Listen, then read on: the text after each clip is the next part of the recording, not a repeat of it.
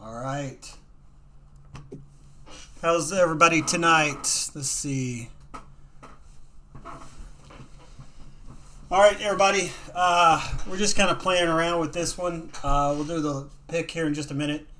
This is my buddy Alvin. He is from he has Lone Star Exotic Reptiles. He's also a boa breeder, and he lives right down the street from me, so it's kind of convenient. We're just going to do a little Q&A live stream. We're going to probably start doing once a month. If anybody ever has any questions or anything like that, just to kind of answer questions. So we'll do the giveaway here in just a minute. Alvin, just go ahead and tell us, how long you've been breeding boas and a little bit about yourself.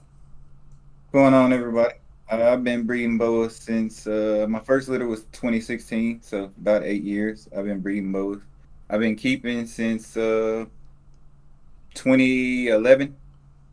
Right after I got out of the military, I started keeping. I also put in the chat, I'm having a giveaway over on my page. I put the link down in the chat, so if y'all are interested, just click the link and watch the Boa Giveaway video over there and follow the instructions. What kind of different boa genes do you work with, and are you trying to produce? Right now, mostly I have Carl Albino, VPI. I have a lot of the pattern morphs, and I also work a lot with the square tail gene, which is actually one of my favorite projects to play with. It's not the easiest, but it gives some of the best color in some of my animals, period, so far. Cool. So even though it's not my, I guess you could say, most valuable, they're probably my most fun. Yeah. I know. I like that square tail stuff. I just don't have any, so maybe someday. We got a pair coming over to you here soon. Yeah. Well, I'm looking forward to this year. Hopefully, have a lot of new females ready to go this year. So, let's see. Does anybody have any questions for Alvin or myself before we do this drawing? Chat been kind of empty. Yeah, that's all right. We'll get it going. Okay. Well, I guess what we'll do is just going to pick the winner. What I do is I click on this, and so basically what it's going to do, it's going to choose one comment off that video, and then I will message the person who's the winner, and then verify you are who you are, and then we'll set up a date to ship it out to you. So let's see how many people are in the stream right now. 6 viewers. All right. I guess we're ready to go. So let me see if there's any comments. I'm not seeing any actual video in the YouTube stream. What's that? Maybe it's my phone. I'm not seeing any actual video in the YouTube stream. Yeah. It's just we're streaming at 2 p.m. You seeing that? What's that? Or you have a video on the YouTube feed? No. When I click on this, do you see the pick a winner? Nah. No. Like on the YouTube channel I'm looking at, it's only showing the picture of the IMG called Motley. Yeah. And it says streaming at 2 p.m. Central Standard Time. It's not showing any actual video. Oh, right and now it's not? actually watching us on the Discord. Okay. Well, this is all screwed up then, isn't it? We don't have any video just yet. I think they might just hear us. Can anybody see us, or they just hear us? Can anybody tell us?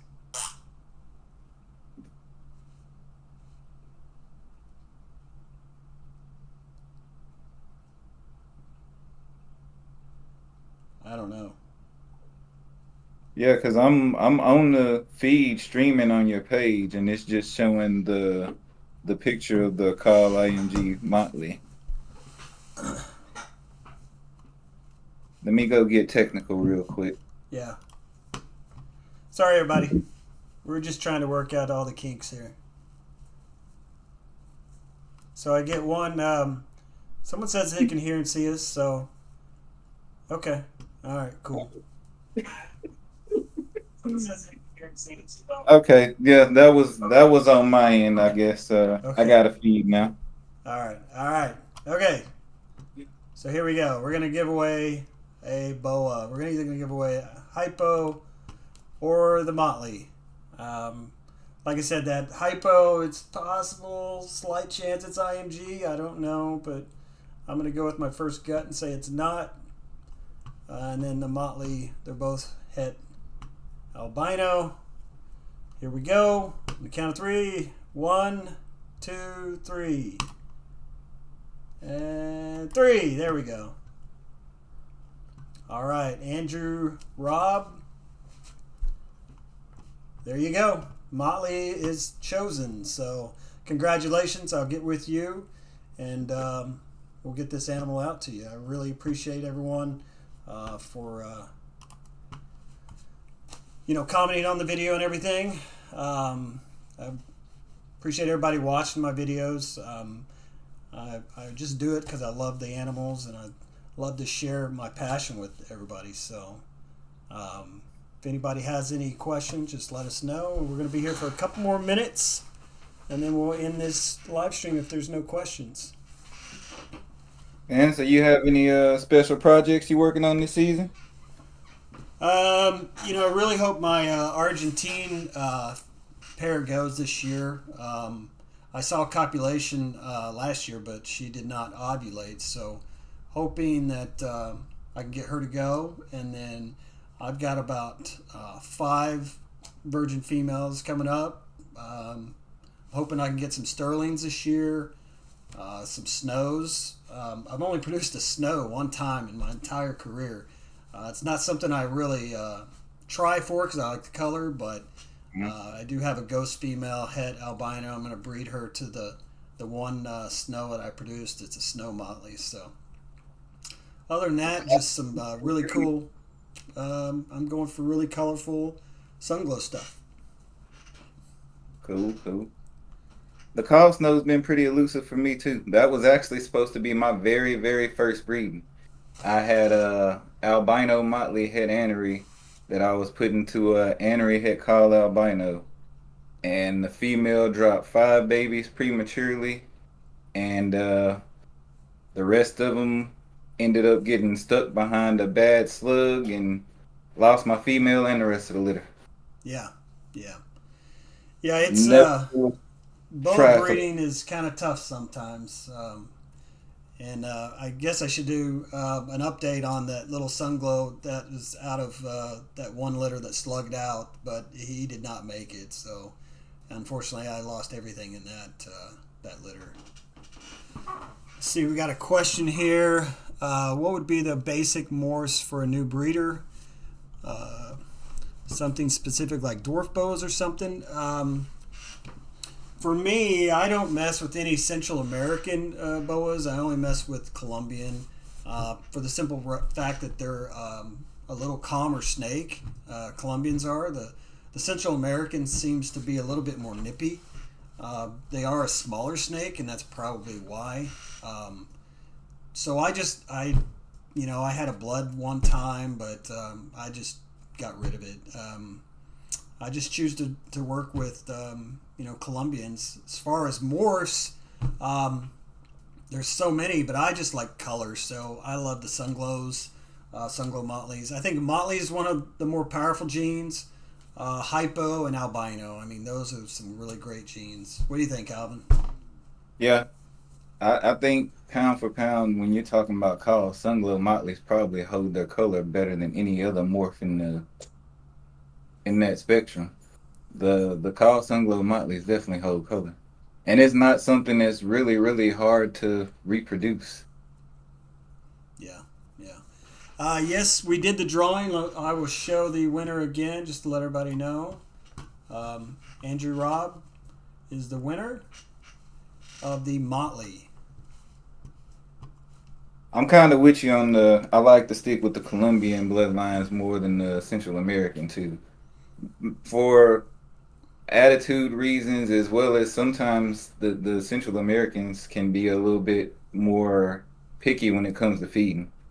Yeah. I've only had a couple, but in my experience, and you would think with them being nippy, usually the nippy tends to lead to a stronger feeding response, but I haven't really seen that in my experience. Yep. Yep. There are some good genes in Central American, but I just don't mess with them. Um, like I Well, said, I I mean, a had. lot of dwarfs actually come from Central America. If you're looking at like the hypo is like a Central American morph that was just moved over and predominantly bred into like Colombian type stuff. But a lot of the morphs actually come from Central American bloodlines too, and are actually just bred more probably into Colombian for people's preference. Yeah. So we got a question that says, how do we keep our boa's temperatures in the 80s and 90s, with under tank mat without getting the surface too hot? You got to use you got to use like a herpostat or some kind of thermostat to control that temperature. I set my hot point at around 93 degrees, and then the cool side, you want it in the low 80s, maybe even the high 70s. That way they can just kind of thermoregulate, their body temperature. If you can't do that in the enclosure that it's in, you probably need a bigger enclosure. What do you think, Alvin? Agree.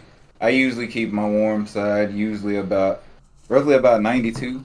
But as you said, with the thermostat actually being underneath the tub, sometimes you actually have to set the heat higher so that that way inside the tub you can actually get to the temperature gradient you want. So usually if I want to hit 92 inside, I usually have to set the temp to about 95. It's usually about a three, probably about a 3 degree difference in between where you set the probe at and the actual temp. So usually I use a temp gun and go back over it just to make sure I'm keeping the temps within range. Let's see. Got another question here. Is there any morphs that I'd love to work with in the future?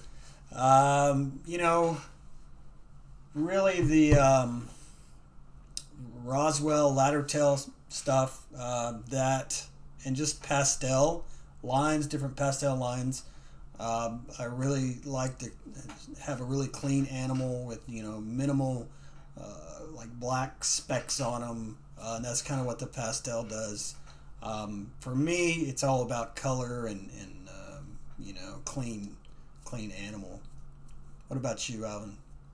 Color is why I love my square tail stuff so much. But one gene that's out there that I kind of want, that I've kind of slacked on getting my hands on, is the Sterling.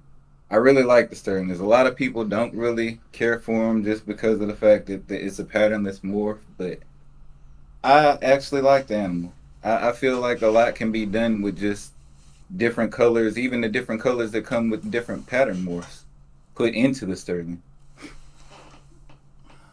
My camera went out of focus here. So I got another question here. It's let's see. You shoot you scan your boa's temperature and it's in the low 80s. Typically, yeah, the boa will go in the hot spot and then just warm up a little bit. And if it's a gravid female, it'll stay on the hot spot and the temperature will reach like 88 degrees.